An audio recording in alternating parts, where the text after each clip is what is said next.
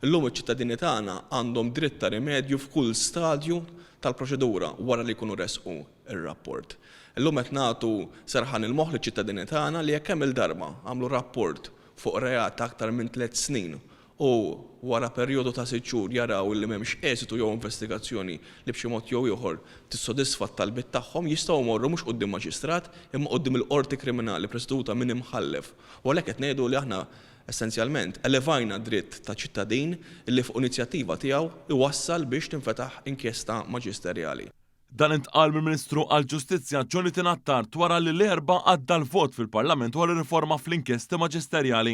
Dr. Attard spjega li kien hemm bosta seduti fl-ogħla istituzzjoni tal-pajjiż fejn ġiet diskussa din ir-riforma importanti li wkoll eliminat l-abbużi bħalma kien qed jagħmel l-eks deputat nazzjonalista u avukat tal-Aqda Repubblika Jason Azzopardi li abbażi għall-gideb tiegħu ressaq talbiet biex jinfetħu inkjesti kontra qatt ta' persuni u l-familji tagħhom. Kien hemm 8 seduti ta' diskussjoni parlamentari, ġifieri altru milli kienet sitwazzjoni fejn aħna iddejjaqna niddiskutuha din ir-riforma minna 8 seduti niddibattu din ir-riforma. Naħseb qatt ma kienet illi kellek sitwazzjoni ta' bozz ta' liġi li ħadd 8 seduti parlamentari.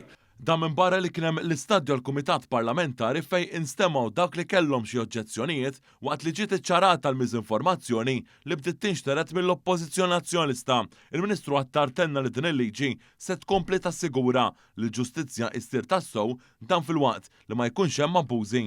Kulħadd ikun kontabbli għal emilu, kulħadd iwieġeb għall ġustizzja, però irid ikollna proċessi u proċeduri li jirriflettu il-drittijiet kif sviluppaw f'pajjiżna inkluż id-drittijiet li tkun assistit minn avukat, id-drittijiet tad-disclosure.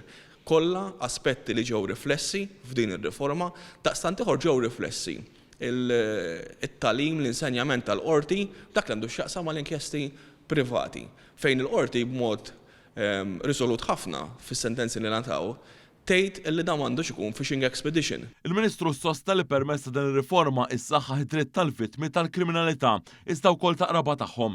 Dan hekk kif se jkunu qed jingħataw aġġornamenti dwar fiex waslet l-inkjesta waqt li jingħataw kopja b'xejn tal-inkjesta wara din titlesta bil-maqlub ta' qabel fejn ċittadin rid iħallas. Il-Ministru għall-Ġustizzja qal li din ir-riforma hi waħda minn sensiela twila li ppreżenta u għadda l-Gvern Laburista fil-qasam tal-ġustizzja fl-aħħar snin il-koll għat-tisjieħ tas-salt nad dritt, il-governanza u trasparenza.